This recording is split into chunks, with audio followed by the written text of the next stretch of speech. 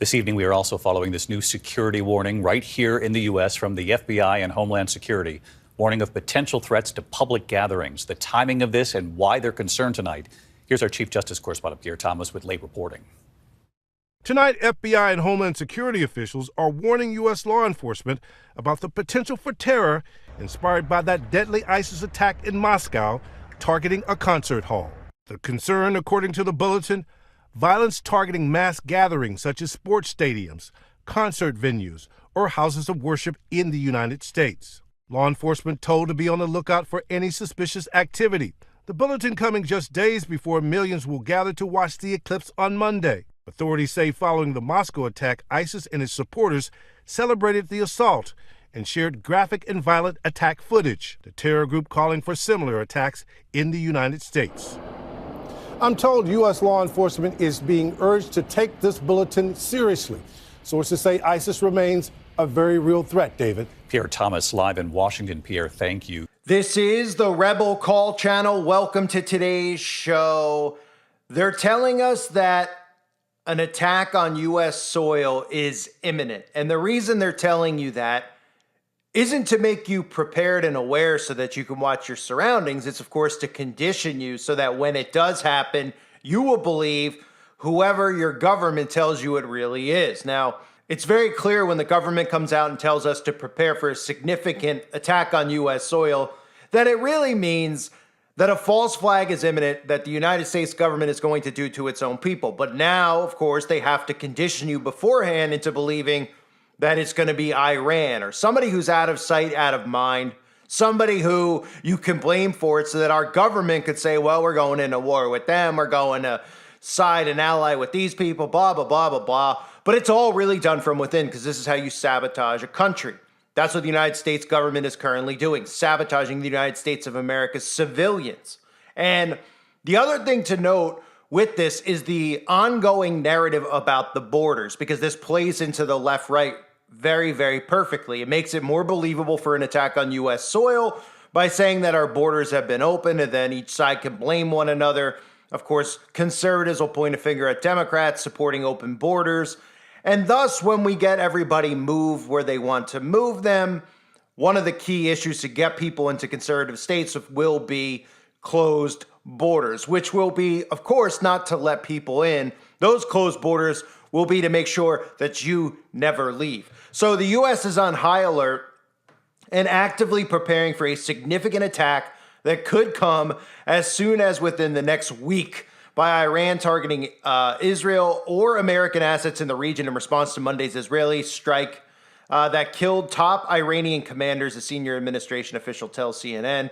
I love how these stories just make the news and everybody's like, oh, yeah, they're just reporting it. You're not really supposed to be able to comprehend it. It sounds like it's real, actual news that these people are killing one another in high positions of power when they're all working together in high positions of power. And the only people that are actually getting annihilated during these conflicts are the civilians. The civilians over in Palestine, the civilians in Gaza, the civilians, even some civilians in Israel, civilians. And in America, when it happens, like every other time, it'll be the civilians who are attacked.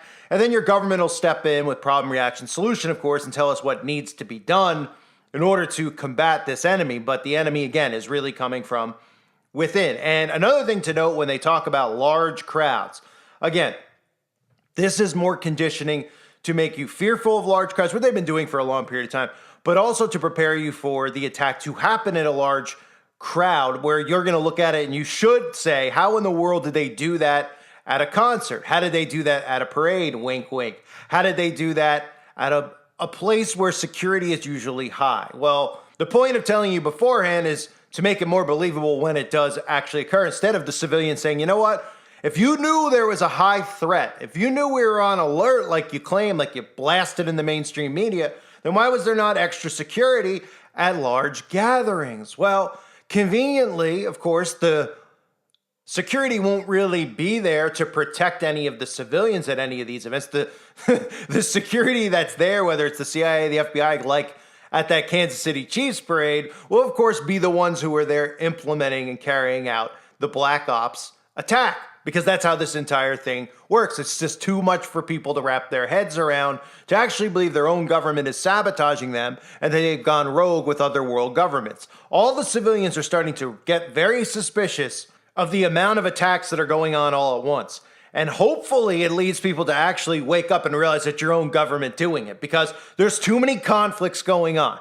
There's conflicts where there's outbreaks all of a sudden. There's conflicts where we see civilians wanting to, pretty much put their hands around one another's necks based on politics. This is gaslighting in every single direction. We've never seen so much conflict, but of course, the goal of the conflict is to wear you out so much so that you end up conceding and conforming to whatever is brought about. That's the whole point of this. They exhaust you to the point of submission, and that's what they're doing. That's why they're hitting you from every single angle possible. Now, the other thing to keep an eye on is, of course, the Eclipse, right?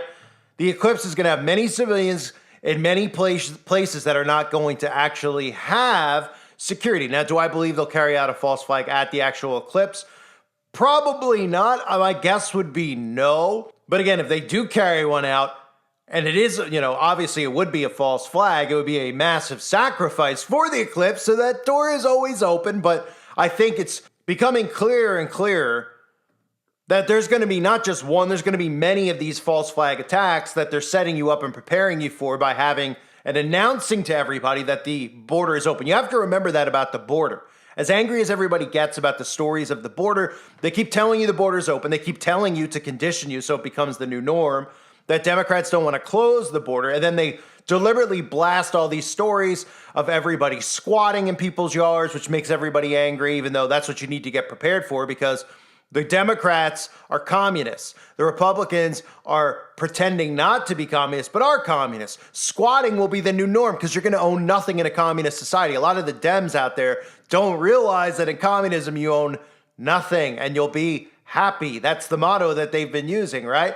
But they've been conditioning us with the border so much so that repetitive acts inside of this country are going to be not only expected, but when they happen, you've already been programmed on who you can blame it on. So even if it's Iran, American conservatives are not going to blame Iran directly. Yes, they'll say, oh, it's Iran, but they're going to point a finger at Democrats. And this is done by design. They've been conditioning you to prepare for an attack from within because of what they're doing at the borders. And they've been working you up so much so with crimes running amok, criminals just breaking into people's homes every day. In every local affiliate, on every mainstream national story, they're pushing all of these crimes that are happening because of the border. That is all psychologically done. It creates an illusion in your mind of what is really happening in the world. Now, I'm not saying that those robberies aren't fake, but what they are is they're being carried out by your government. These are black ops events that are occurring. These are what you call false flags. In other words, it's not really some guy who ran across the border who can now hack into your home security system and rob your home and take your things and punch you in the face and do all these other things, running down the street, punching women in the face. These stories are so fabricated.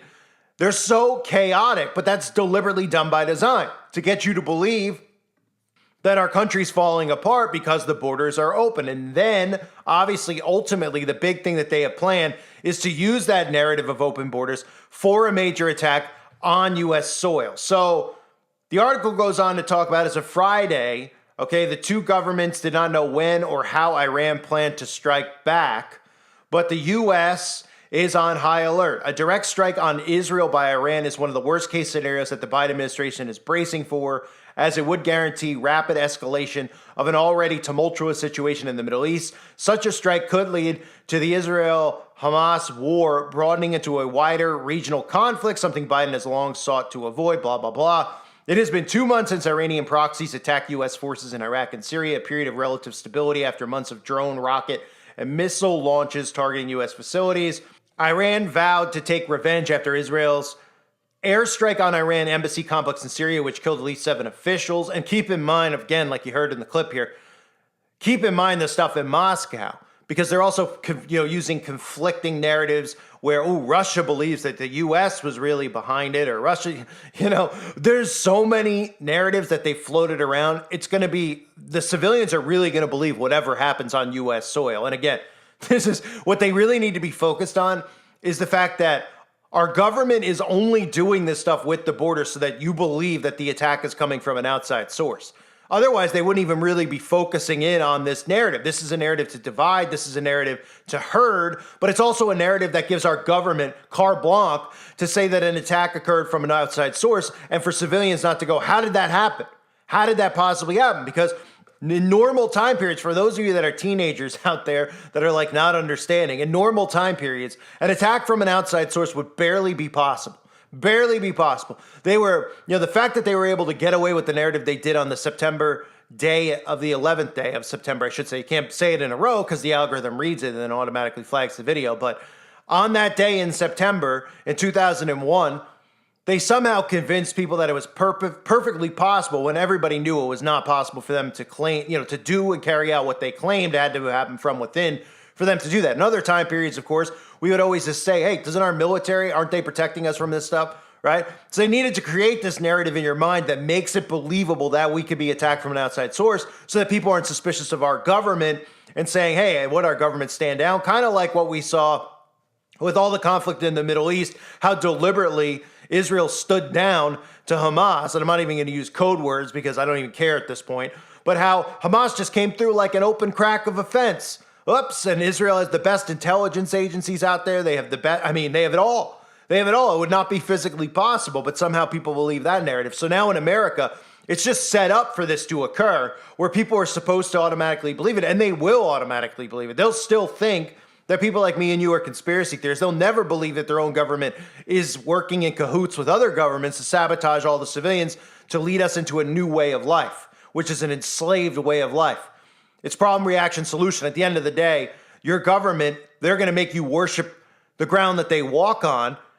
And while at the same time, they're going to be smiling at you, putting you inside of little boxes where you have X amount of time you could leave your home and X amount of time you could have freedom, which will pretty much be the equivalent of what a prisoner has. So the government's coming out and warning us of an attack. And it's important to note that we all need to stay prepared mentally for these types of things and not fall into the narrative that the media gives us, because the narrative that the media feeds us is fake, okay? They condition you and prepare you with all these stories so that you believe whatever they tell you happens and how it happened. That's why you constantly have to hear about all these militant groups, all these countries who hate America. That's why you have to constantly hear about Putin, because it keeps building. The more you hear it, the more repetition that you hear about this stuff.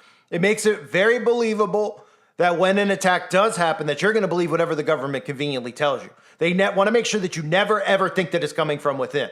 And that's why they work so hard to put these stories out there over and over and over again, because repetition is the key to mind control. So it gets built into your psyche that this could actually occur, this will actually occur, and before it even happens, you already have a built-in boogeyman. You already have a built-in person or persons or group to blame for it. So when the government comes out and feeds it to you that this is from a boogeyman in the caves of Iran, you'll believe it because they'll say, look, because maybe some of the stuff with the border, oopsies, because some of this, oopsies, and you'll never ever believe that your tax money is funding your own government sabotage, because that's really what is occurring here.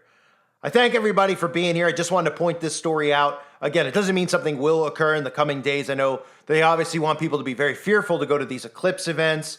Now, we know that massive spiritual war is going to be taking place during the eclipse and during a lot of these gatherings. Could there be a false flag for a massive ritual offering? Of course, there could be.